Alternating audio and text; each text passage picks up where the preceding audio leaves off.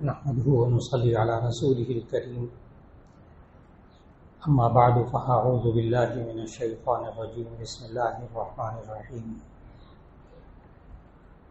المؤمنون والمؤمنات بعضهم أولياء بعض يأمرون بالمعروف وينهون عن المنكر ويقيمون الصلاة ويؤتون الزكاة ويطيعون الله ورسوله أولئك سيرحمهم الله ان اللہ عزیز حکیم صدق اللہ العظیم۔ اللہ رب العزت نے انسان کو زندگی عطا فرمائی اور اس زندگی میں خیر اور شر دونوں اللہ کے اختیار میں ہیں، اور خیر کا خالق بھی اللہ ہے، شر کا خالق بھی اللہ ہے۔ انسان پر کوئی تکلیف یا مشکل آتی ہے تو اس کا خالق اللہ ہوتا ہے، کوئی راحت یا نعمت انسان کو ملتی ہے تو اس کا خالق اللہ ہوتا ہے۔ ذہن میں کبھی کبھی قرآن مجید کا مطالعہ کرتے ہوئے ایک آیت پر پہنچ کر بندہ الجھتا ہے کہ اللہ قرآن میں یوں کہتا ہے ظاہر الفساد فی البر والبحر بما کسبت ایدیکم، کہ یہ بحر و بر میں جو فساد آیا ہے یہ تمہارے اعمال کی وجہ سے، ان باتوں کی وجہ سے جو تمہارے ہاتھوں نے کمایا۔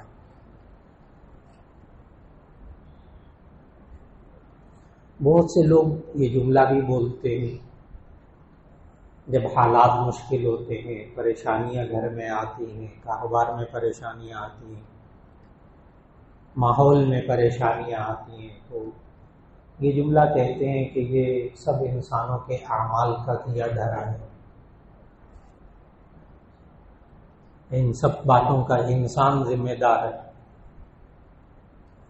تو اب پہلی بات میں اور اس بات میں عام طور پر ذہنوں میں تعلق محسوس نہیں ہوتا۔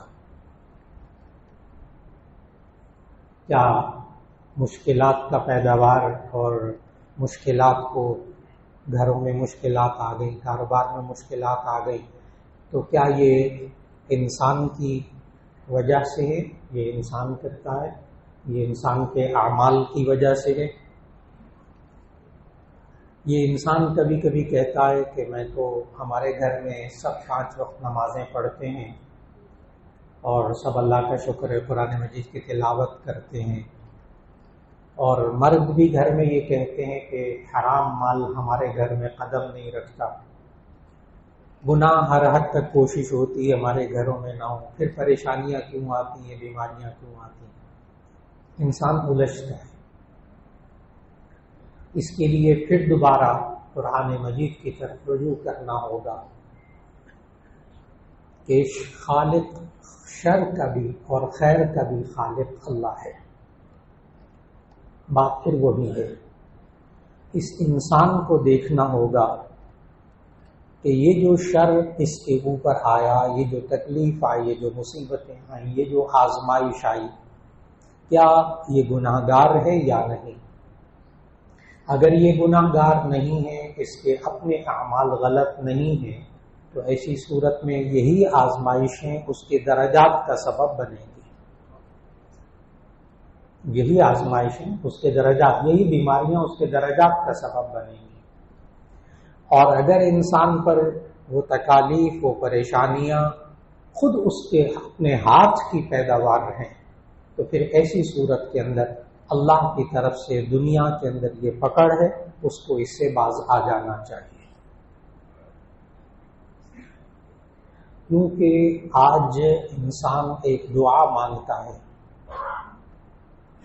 اور بہت سے انسان دعا مانگتے ہیں، اے اللہ ہم پر رحم فرما، ان پریشانیوں میں، ان دکھوں میں، ان بیماریوں میں، ان حالات میں انسان یہ مانگتا ہے کہ اے اللہ ہم پر رحم فرما۔ یہ اللہ انسان پر کب رحم فرماتا ہے اور کیسے رحم فرماتا ہے؟ آج وقت کا بہت بڑا تقاضا ہے کہ ہمیں خود اپنے ذہنوں کو واضح کرنا چاہیے اور ہمیں اپنی نوجوان نسل کے بھی ذہن کو واضح کرنا چاہیے۔ بچوں کی بچیوں کی شادیاں ہو جاتی ہیں، وہ بعد میں بھی ان کا ذہن نہیں بنا ہوتا۔ نتیجہ یہ ہے کہ شوہر بیوی کو الزام دیتا ہے یہ سب تمہاری وجہ سے حالات ہوئے، بیوی شوہر کو کہتی یہ سارے تمہاری وجہ سے ہوئے، ماں باپ اولاد کو کہتے ہیں یہ سارے گھر کے حالات تمہاری وجہ سے ہوئے، دوست کو کہتا ہے یہ سارے تمہاری وجہ سے ہوئے، ایک دوسرے کو کہتے ہیں۔ سوال یہ ہے کہ ہم پر اللہ کیسے رحم فرمائے ان حالات میں؟ ایک دوسرے کو الزام دینا، ایک دوسرے کو مورد الزام ٹھہرانا، یہ مسائل کا حل نہیں ہے، یہ مسائل کا حل نہیں ہے۔ اللہ اور اس کے رسول صلی اللہ علیہ وسلم نے ہمیں یہ نہیں سکھایا۔ یہ ایک اور پریشانی ہے آج معاشرے کی، ایک دوسرے کو الزام دینا، بیماریوں کا، پریشانیوں کا، حالات کے بدلنے کا۔ اس کا حل کیا ہے؟ اس میں سب سے پہلے انسان کو اپنے اعمال کو دیکھنا چاہیے، اور اپنے اعمال کو دیکھتے ہوئے یہ بنیادی اصول ذہن میں رکھنا چاہیے کہ اگر انسان کے اپنے اعمال درست ہیں تو ایسی صورت میں ایمان رکھے اور یقین رکھے کہ یہ جو آزمائشیں آئی ہیں یہ اللہ اس پر مجھے صبر کرنے پر اجر عطا فرمائے گا، اور انشاءاللہ آخرت میں اس کے بدلے میں اللہ تعالیٰ میرے درجات بلند کرے گا۔ اور اگر انسان کے اعمال درست نہ ہوں، اس کی زندگی میں گناہ ہو، وہ اللہ کی نافرمانی کر رہا ہو، سب سے بڑی نافرمانی کہ وہ 5 وقت کی نماز ہی نہیں پڑھ رہا جو اس کے ذمہ فرض ہے، سب سے بڑی نافرمانی یہ ہے کہ بندوں کے جو حقوق ہیں وہ ادا نہیں کر رہا۔ بنیادی طور پر یہ چند باتیں آ جاتی ہیں جس میں انسان مبتلا ہوتا ہے، یا اس کے علاوہ گناہ کبیرہ میں مبتلا ہوتا ہے جس کو اللہ کے رسول صلی اللہ علیہ وسلم نے سختی سے منع کیا ہوتا ہے، دیکھو یہ کام نہ کرو۔ بس انسان ان پر نظر رکھے، ان سے توبہ اور استغفار کرتا رہے، اس لیے کہ گناہوں ہو جاتے ہیں انسان سے، گناہوں سے معصوم صرف انبیاء علیہ السلام کی ذات سے۔ 2 سوچوں کو درست کرنا بہت ضروری ہے۔ ایک یہ سوچ کہ اگر ہم نیک ہو جائیں، اگر ہم نیک اعمال کریں، گناہ بالکل نہ کریں، تو ایسی صورت میں ہمارے اوپر کوئی مصیبت نہیں آئے گی دنیا کے اندر۔ یہ گارنٹی اللہ نے نہ قرآن میں دی ہے کسی آیت میں، اور نہ یہ اللہ کے رسول صلی اللہ علیہ وسلم نے گارنٹی دی ہے۔ میں پھر الفاظ کو دہراؤں گا، بہت محتاط الفاظ یہ سمجھنے ہوں گے۔ اگر انسان مکمل طور پر 100% اللہ اور اس کے رسول صلی اللہ علیہ وسلم کے احکام کے مطابق زندگی گزارتا ہو، اور یہ سمجھے کہ میری اپنی زندگی، میرے بیوی بچوں کی زندگی بالکل درست ہے 100%، لیکن اس کے پھر باوجود آزمائشیں میرے اوپر نہیں آنی چاہیے، تو اس کا جواب عرض کیا کہ یہ اللہ اور اس کے رسول صلی اللہ علیہ وسلم نے ہمیں گارنٹی نہیں دی کہ اگر تم نیک بن جاؤ گے تو دنیا میں کوئی تمہیں تکلیف نہیں آئے گی، اس بات کی گارنٹی نہیں ہے۔ اس کے لیے 2 باتیں ذہن میں رکھ لیجیے گا۔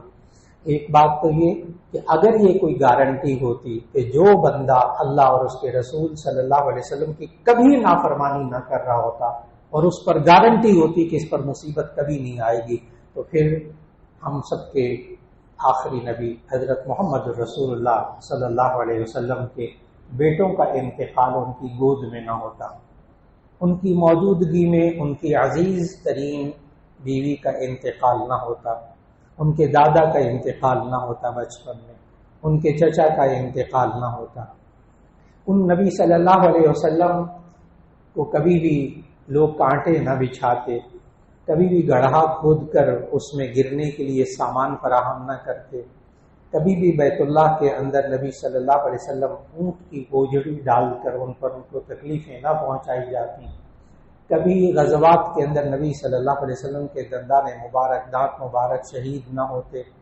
کبھی طائف کے میدان میں لوگ پتھر نہ مارتے، کبھی ان کے جوتے خون لہو لہان نہ ہوتے. میں نے بھی بہت مختصر سی سیرت کے وہ حالات اشارتاً ذکر کیے ہیں. نبی صلی اللہ علیہ وسلم پر جو حالات آئے، باوجود اس کے کہ گناہوں سے معصوم، اللہ کے نبی، اللہ کے آخری نبی، اللہ کے محبوب، کوئی کوتاہی نہیں پوری زندگی کے اندر، لوگ تلاش بھی نہیں کر سکے. اس کے باوجود نبی صلی اللہ علیہ وسلم پر تکالیف آئیں، یہ سمجھانے کے لیے امتی کو کہ اے امتی، اس بات کی کوئی گارنٹی نہیں کہ اگر تم نیک ہو جاؤ تو ایسی صورت میں دنیا میں کوئی مصیبت نہیں آئے گی. ہاں، اس بات کی گارنٹی ہے کہ اگر تم نیک ہو جاؤ تو آخرت میں کوئی مصیبت نہیں ہوگی. اس بات کی گارنٹی تو پورے قرآن میں بھری ہوئی ہے، بار بار بھری ہوئی ہے. اور نبی کریم صلی اللہ علیہ وسلم نے تو چھوٹی چھوٹی باتوں کے اوپر مغفرت اور رحمت کے درجات بلند ہونے کی خوشخبریاں دی ہیں. یہاں تک کہ نبی صلی اللہ علیہ وسلم کی مستند حدیث کہ اگر مومن کو ایک کانٹا بھی چبھتا ہے تو اللہ تعالیٰ اس کے ایک گناہ کو معاف فرما دیتے ہیں، ایک درجہ بلند فرما دیتے ہیں. اگر اس انسان کو بخار بھی ہوتا ہے تو نبی صلی اللہ علیہ وسلم کا ارشاد موجود کہ اللہ تعالیٰ اس کے بدلے میں اس کے گناہوں کو جلا دیتے ہیں. یہ انسان کی بیماریوں کا فلسفہ بھی اللہ نے ہمیں بتایا. اور پھر اس کے ساتھ ساتھ انسان کی زندگی کے اندر جو مشکلات آئیں اس پر اللہ تعالیٰ تب اس پر رحم فرماتا ہے. اللہ نے قرآن مجید میں سورۃ البقرہ میں ایک آیت کے اندر خطاب کر کے ایمان والوں کو فرمایا. اس سوال کا جواب بڑی توجہ سے سننے والا ہے کہ اللہ ہم پر کیسے رحمت فرمائے ان حالات میں جب انسان بہت پریشان ہو. اللہ نے فرمایا وَلَنَبْلُوَنَّكُمْ بِشَيْءٍ مِّنَ الْخَوْفِ وَالْجُوعِ وَنَقْصٍ مِّنَ الْأَمْوَالِ وَالْأَنفُسِ وَالثَّمَرَاتِ. وَلَنَبْلُوَنَّكُمْ، ہم تمہیں ضرور بھی ضرور آزمائیں گے. یہ بھی نہیں کہا ہم آزمائیں گے، تاکید کے ساتھ کہا وَلَنَبْلُوَنَّكُمْ، ہم تمہیں ضرور بھی ضرور آزمائیں گے. بِشَيْءٍ مِّنَ الْخَوْفِ، کچھ خوف کے ساتھ، کسی چیز کا خوف، بیماری کا خوف، کاروبار میں نقصان کا خوف، رشتے کرتے وقت بچے اور بچیوں کے بارے میں خوف، کوئی ایک خوف معاشرے کے اندر. لیکن اللہ نے کہا وَلَنَبْلُوَنَّكُمْ بِشَيْءٍ مِّنَ الْخَوْفِ، ہم تمہیں ضرور بھی ضرور آزمائیں گے کچھ خوف کے ساتھ. وَالْجُوعِ، اور بھوک کے ساتھ تمہیں آزمائیں گے، بھوک دے کر آزمائیں گے. وَنَقْصٍ مِّنَ الْأَمْوَالِ وَالْأَنفُسِ وَالثَّمَرَاتِ، ہم تمہیں جانی نقصان پہنچا کر آزمائیں گے اور مالی نقصان دے کر آزمائیں گے. وَالثَّمَرَاتِ، اور پھلوں میں نقصان دے کر. یہاں مفسرین نے وَنَقْصٍ مِّنَ الْأَمْوَالِ وَالْأَنفُسِ وَالثَّمَرَاتِ کی تشریح میں لکھا کہ ثمرات سے مراد انسان جو محنت کرتا ہے اس کا پھل. کتنے ہمارے میٹرک کے اور ایف ایس سی کے بچے اور بچیاں ہیں، نمبر تھوڑے سے کم آ جاتے ہیں اور حالات کہاں تک پہنچ جاتے ہیں گھروں کے. آج یہ بڑی مشکل ہے گھروں، یہ خاندانوں کی ماں باپ سے پوچھئے جن کے ہاں یہ حالات ہو جاتے ہیں. بچہ محنت کرتا ہے، نوجوان محنت کرتا ہے، اس کو نہیں ملتا وہ مقصد، وہ منزل نہیں ملتی، وہ جہاں جانا چاہتا ہے وہاں نہیں جا پاتا. کیا مشکلات ہیں یہ صرف ماں باپ جانتے ہیں اس دور میں. اللہ نے کیا کہا وَالثَّمَرَاتِ، تمہاری محنتوں کے پھل میں بھی نقصان دے کر ہم تمہیں آزمائیں گے. تم ایک چیز چاہتے ہوگے نہیں ملے گی، اللہ آزما رہا ہے. سوال یہ ہے اللہ آزما رہا، اللہ کہہ رہا ہے ہم ضرور آزمائیں گے. تو جب اللہ آزمائے تو ہم کیا کریں؟ سوال یہ. آگے اللہ نے اس کا جواب دیا وَبَشِّرِ الصَّابِرِينَ، صبر کرنے والوں کو خوشخبری دیجیے. اور صبر کرنے والے کیا ہوتے ہیں اللہ نے آگے ان کی بھی وضاحت کر دی.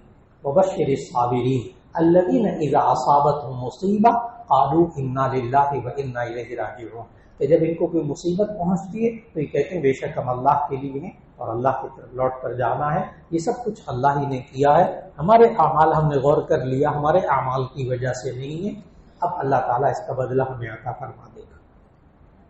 یہ اس کی سوچ، یہ اس کی زبان سے نکلنے والے الفاظ۔ عام طور پر ہم یہی سمجھتے ہیں کہ یہ انا للہ و انا الیہ راجعون یہ کسی کے وفات پر کہا جاتا ہے، کوئی بندہ مر جائے تو پھر بندہ کہے انا للہ و انا الیہ راجعون۔ نبی صلی اللہ علیہ وسلم نے سمجھایا اگر کسی بندے کے جوتے کا تسمہ بھی گم ہو جائے تو وہ کہے انا للہ و انا الیہ راجعون۔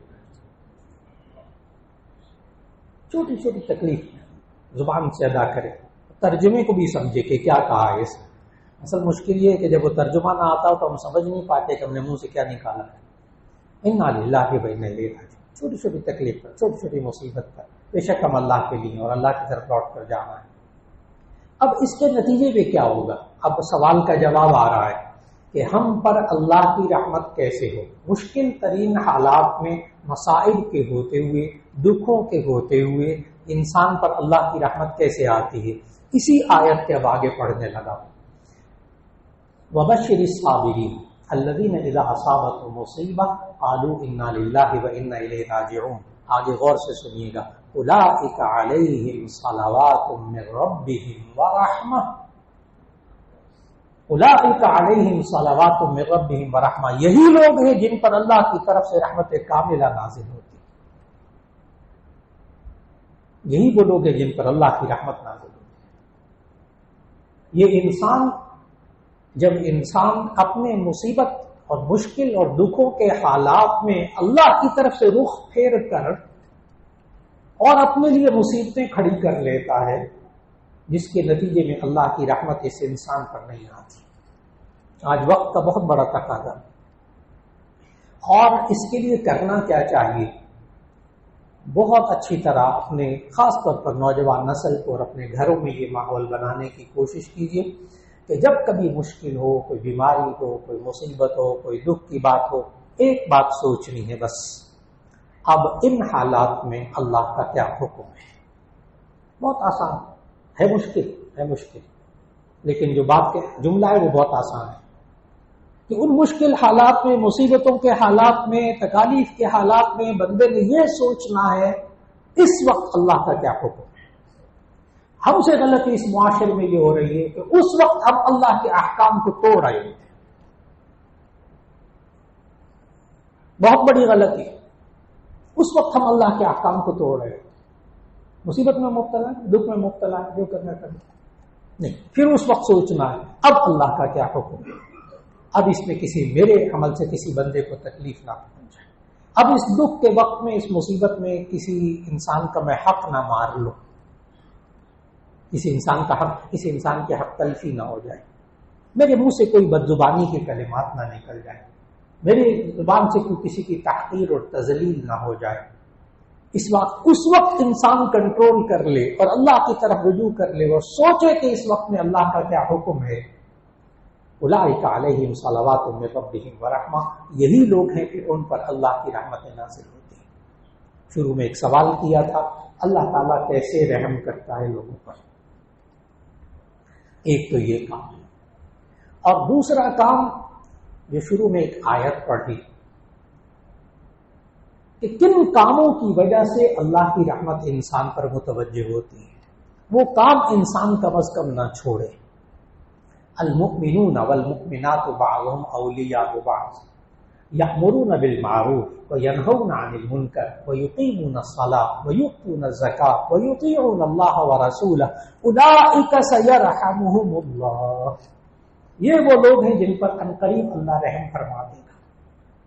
کیا کام کرنے ہیں؟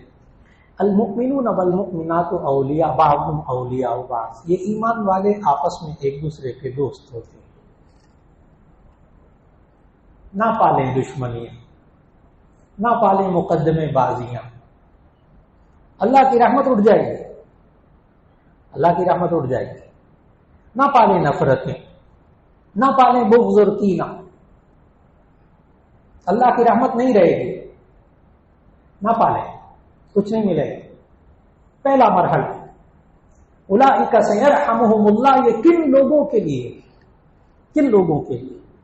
کہ یہی وہ لوگ ہیں جن پر اللہ رحم فرماتا ہے. اس کی پہلی شرط المؤمنون والمؤمنات بعضهم اولیاء بعض، یہ ایمان والے مرد ایمان والے عورتیں آپس میں ایک دوسرے سے دوست ہوتی، دشمنیاں رکھ کر رحمت نہیں آتی، لڑائی کی وجہ سے رحمتیں اٹھ جاتی، آپس میں لڑائی کے لڑنے کی وجہ سے اللہ کی رحمت اٹھ جاتی. ایک دوسرے اس نے میرے اوپر زیادتی کی، وہ اتنا بول رہا ہے، وہ اتنا کچھ کہہ رہا ہے، مولانا میں ایک لفظ بھی نہیں کہہ سکتا، اس کے لیے پھر وہ حضرت ابوبکر صدیق رضی اللہ تعالیٰ عنہ والا واقعہ ذہن میں رکھ لیں. لوگ یہ سوال کرتے ہیں، کہتے ہیں مولانا اگلا زیادتی کر رہا، ہم زبان سے کچھ کہہ بھی نہیں سکتے. حضرت ابوبکر صدیق رضی اللہ تعالیٰ عنہ موجود، نبی صلی اللہ علیہ وسلم بھی موجود پاس. ایک یہودی حضرت ابوبکر صدیق رضی اللہ تعالیٰ عنہ کو برا بھلا کہہ رہا تھا. وہ یہودی برا بھلا کہہ رہا تھا، حضرت ابوبکر صدیق رضی اللہ تعالیٰ عنہ چپ کر کے سن رہے تھے. نبی صلی اللہ علیہ وسلم مسکرا رہے تھے. اتنے میں تھوڑی دیر تو حضرت ابوبکر برداشت کرتے رہے. آخر کار وہاں روایت کے الفاظ یہ ہیں کہ اس یہودی کے وہی جملے اس یہودی پر لوٹا دیے، کوئی زائد بات نہیں کی، کوئی ظلم نہیں کیا. اسی یہودی کے وہی جملے نبی صلی اللہ علیہ وسلم کے سامنے بیٹھے ہوئے حضرت ابوبکر صدیق نے وہ لوٹا دی. بس لوٹانے کی دیر سے نبی صلی اللہ علیہ وسلم اٹھ کے چل دی. اب حضرت ابوبکر کو بھی اندازہ ہو گیا کہ یہ تو کوئی مسئلہ ہو گیا، فوراً پیچھے گئے اور عرض کیا یا رسول اللہ صلی اللہ علیہ وسلم، جب تک وہ یہودی مجھے برا بھلا کہتا رہا اور آپ پاس بیٹھے مسکراتے رہے، اور جب میں نے اسی کی باتوں کو دہرانا شروع کر دیا، جواب دینا شروع کر دیا، تو آپ اٹھ کر واپس آ گئے. نبی صلی اللہ علیہ وسلم نے جواب دیا. اب وہ جواب سننے والا ہے، کاش اس جواب پر ہمارا ایمان ہو جائے، معاشرے میں ایمان آ جائے ہمیں اس معاشرے کے اندر. نبی صلی اللہ علیہ وسلم نے جواب دیا کہ جب تک وہ یہودی تمہیں برا بھلا کہہ رہا تھا اور تم چپ کر سن رہے تھے، تو اللہ نے ایک فرشتہ مقرر کیا ہوا تھا جو یہودی کی اسی باتوں کو اس پر لوٹا رہا تھا. اور جب تم نے جواب دینا شروع کر دیا تو درمیان میں سے فرشتہ چلا گیا اور شیطان آ گیا. اب شیطان مسکرانے لگا. دو لڑ پڑے نا، یہ دو لڑ پڑے، شیطان مسکرانے لگ گیا. تو میرا کیا کام، میں اٹھ کر آ گیا. کاش ہمارا ایمان ہو اس بات پر کہ ان اللہ مع الصابرین، اللہ صبر کرنے والوں کے ساتھ ہوتا ہے، اللہ برداشت کرنے والوں کے ساتھ ہوتا ہے. اللہ فرشتے مقرر کر دیتا اس کا حساب کتاب برابر کرنے کے لیے. کاش ایمان ہو اس بندے کا.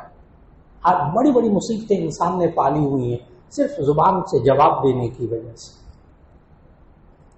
اس سوال کا جواب دے رہا ہوں کہ اگر اگلا زیادتی کر رہا تو جہاں زبان سے بھی نہیں کہہ سکتے، تو اس کا جواب بھی حضرت ابوبکر صدیق رضی اللہ تعالیٰ عنہ کے اس واقعے سے ذہن میں رکھنا ہوگا. تو ایک خوبی آپس میں دشمنی آنا پائے، دوستی رکھ لیں جتنا ہو سکے، اگلے کو معاف کر دیں اس کی زیادتی کو، اللہ رحمت کرے گا. نمبر 2، المؤمنون والمؤمنات بعضهم اولیاء بعض یأمرون بالمعروف وینہون عن المنکر. وہ لوگ جن پر اللہ رحم کرتے ہیں وہ لوگ ہوتے ہیں یأمرون بالمعروف وینہون عن المنکر، جو معاشرے کے اندر نیکی کا حکم دیتے دیتے برائی سے روکتے رہتے. اللہ ان پر رحم کرتا ہے، اور جب انسان یہ کام چھوڑ دیتا ہے اللہ رحم بھی نہیں کرتا اس معاشرے پر. اللہ پھر اس معاشرے کو معاشرے کے حوالے کر دیتا، اس بندے کو بھی معاشرے کے حوالے کر دیتا. یأمرون بالمعروف وینہون عن المنکر، لوگوں کو نیکی کا حکم دیتے رہے، برائی سے تلقین کرتے رہے.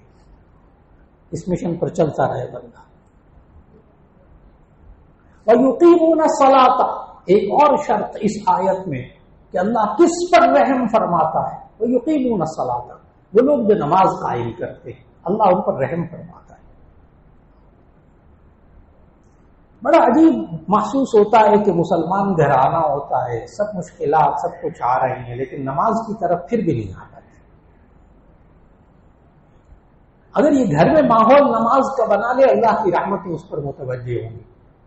پھر جملہ عرض کر دوں، اگر شروع کی باتیں ذہن میں ہیں، باوجود بیماریوں کے، مشکلات کے، پریشانیوں کے، یہ بندہ نماز پڑھ رہا ہو پھر بھی اس گھر پر اللہ کی رحمت ہو، پھر بھی اس گھر پر اللہ کی رحمت ہو۔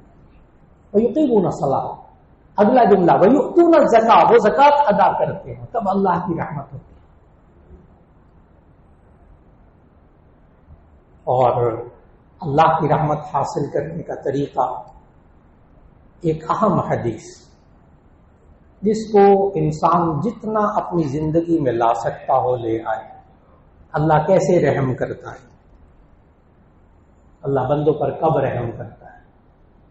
نبی صلی اللہ علیہ وسلم نے ارشاد فرمایا، ارحموا من فی الارض، ارحموا من فی الارض یرحمکم من فی السماء، تم زمین والوں پر رحم کرو، آسمان والا تم پر رحم کرے۔ کر کے دیکھ ارحموا من فی الارض یرحمکم من فی السماء، جو زمین والوں پر رحم کرتا ہے، اپنے بہن بھائیوں پر، اپنی بیوی پر، بیوی شوہر پر، اپنے خاندان والوں پر، زیادتی کرنے والوں پر رحم کیجیے۔ آئیے میدان میں، اللہ نے گارنٹی دی ہے، یرحمکم من فی السماء، جو آسمان میں ہے وہ تم پر رحم کرے گا۔ اللہ ہم سب پر رحم عطا فرمائے۔ وآخر دعوانا ان الحمد للہ رب العالمین۔